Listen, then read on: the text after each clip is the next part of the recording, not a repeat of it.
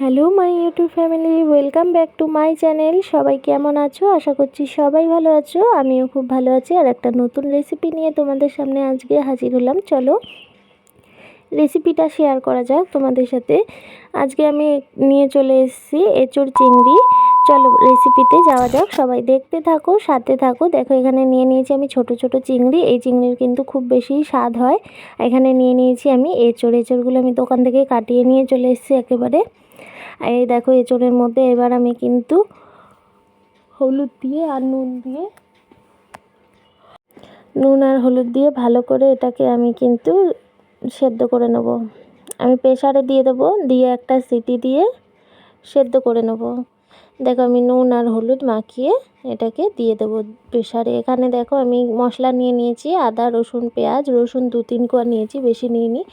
আর নিয়ে নিয়েছি টমেটো, কাঁচা লঙ্কা। এখানে দেখো আছে আলু নিয়ে নিয়েছি, একটু বেশি করেই বানিয়েছিলাম আমি। দেখো আমি কড়াতে তেল দিয়ে দিয়েছি, তেলটা গরম হোক। এদিকে দেখো আমি তেল গরম হোক, আর এখানে আমি এবার আলুগুলো ভালো করে ধুয়ে কিন্তু ভেজে নেব। আলু ভাজার পরে আমি এঁচড়গুলোকেও ভেজে নেব। দেখো আলুগুলো এবার আমি ভেজে নেব।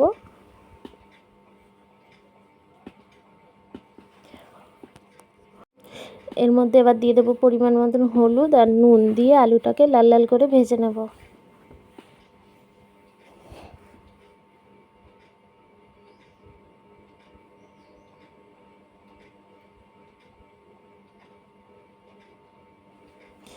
দেখো এবার আমি ভালো করে আলুটা ভেজে নেব।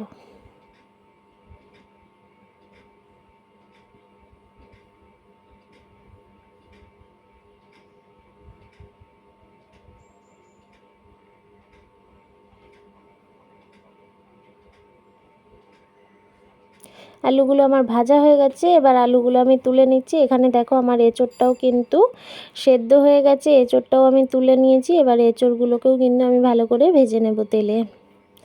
এঁচোড় ভেজে রান্না করবে, দেখবে স্বাদটাই অন্যরকম হয়। অনেকেই ভাজে না, ওই সেদ্ধভাবেই রান্না করে দেয়, কিন্তু একটু ভেজে নিয়ে দেখবে সবাই, স্বাদটা মনে হয় আরও ডবল হয়ে যায়। খুবই ভালো হয় ভেজেই, আর আমি ভেজেই রান্না করি।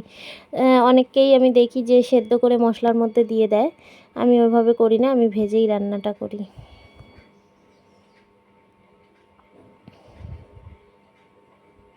এখানে দেখো চিংড়িটাও আমি ধুয়ে পরিষ্কার করে নিয়েছি। আমি কিন্তু চিংড়ির ওই মাথাগুলো ফেলি না, আমার খুব ভালো লাগে চিবিয়ে খেতে। এখানে দেখো এঁচড়গুলো আমার লাল করে ভাজা হয়ে গেল, আমি এঁচড়গুলোও তুলে নিচ্ছি।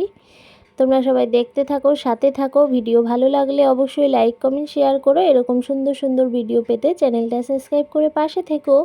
এবার দেখো আমি ওই তেলের মধ্যে চিংড়িগুলোকেও ভেজে নেব। এই চিংড়িগুলো কিন্তু স্বাদ সত্যি খুব, যত বড় চিংড়ি তত স্বাদ কম, যেটা আমরা শুনেই থাকি।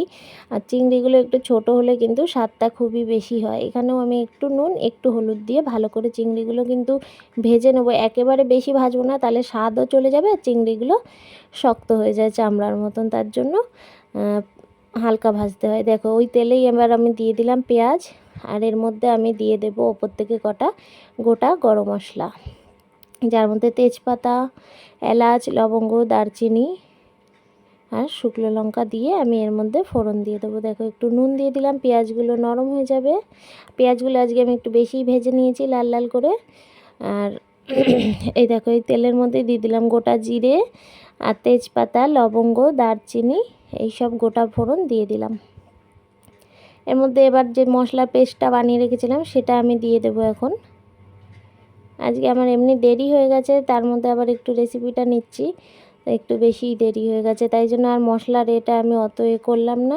একটু তোমাদের সামনে কিছুটা মশলা আমি দিয়েই দিয়েছি, আর কিছুটা একটু দিয়ে দেখিয়ে দিচ্ছি তোমাদের। দিয়ে দিলাম, আর একটু নুন লাগতো নুন দিয়ে দিলাম, একটু দিয়ে দেবো লঙ্কা গুঁড়ো, আর একটু দিয়ে দেবো হলুদ গুঁড়ো। আর আমি এর মধ্যে আগেই অ্যাড করেছি জিরে গুঁড়ো। দিয়ে এবার ভালো করে এটাকে কিন্তু আমি বেশ করে একটু জল দিয়ে ভালো করে কষিয়ে নেব।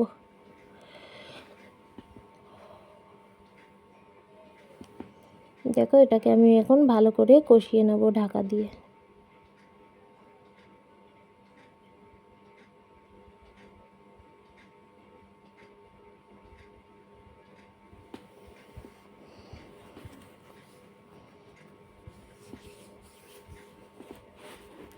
এবার আলুগুলো কষানো হয়ে গেছে, আমি আলুগুলো দিয়ে দিলাম এর মধ্যে। আলুটা দিয়েও আমি ভালো করে কষিয়ে নেব।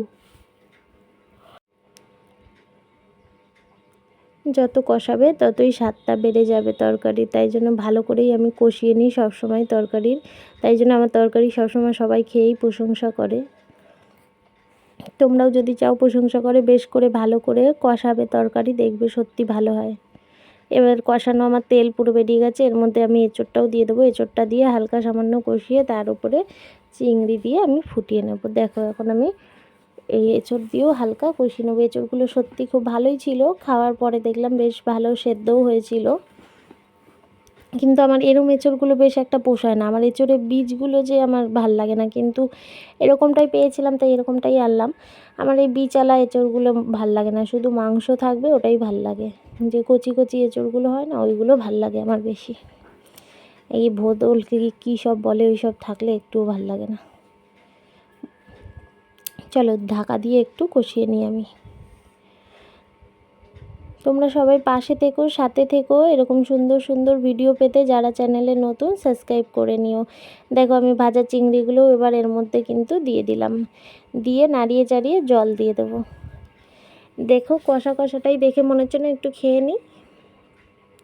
সত্যি খুব ভালোই হয়েছিল তরকারিটা। এর মধ্যে দিয়ে দেবো এবার আমি জল দিয়ে ঢাকা দিয়ে সেদ্ধ করে নেবো। সব সেদ্ধ আমার প্রায় হয়ে গেছে, যেটুকু ঝোল রাখবো জল দিয়ে এবার ঝোল করে নেব। ঝোল তো করব না, মাখা মাখা করব। আর একটু জল দিয়ে দেবো, দিয়ে এবার আমি ঢাকা দিয়ে, দেখো আমার ফুটে উঠেছে, এবার আমি গরম মশলা দিয়ে আর একটু ঢাকা দিয়ে দেবো।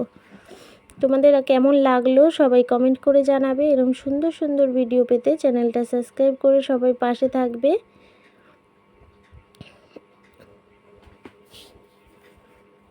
একটুখানি ঢাকা দিয়ে আমি রেখে তারপর নামিয়ে নেবো, নাহলে গরম মশলার গন্ধটা যায় কেমন লাগে, ভালো লাগে না। দেখো আমার তরকারি রেডি হয়ে গেছে, এবার আমি কিন্তু নামিয়ে নিলাম। তোমাদের সবার কেমন লাগলো কমেন্ট করে জানাবে। এরকম সুন্দর সুন্দর রেসিপি পেতে চ্যানেল সাবস্ক্রাইব করে পাশে থাকা বেল আইকনটি ক্লিক করে নেবে। নেক্সট ভিডিওর অপেক্ষায় থাকবে সবাই। আবার চলে আসবো আর একটা নেক্সট ভিডিও নিয়ে তোমাদের সামনে।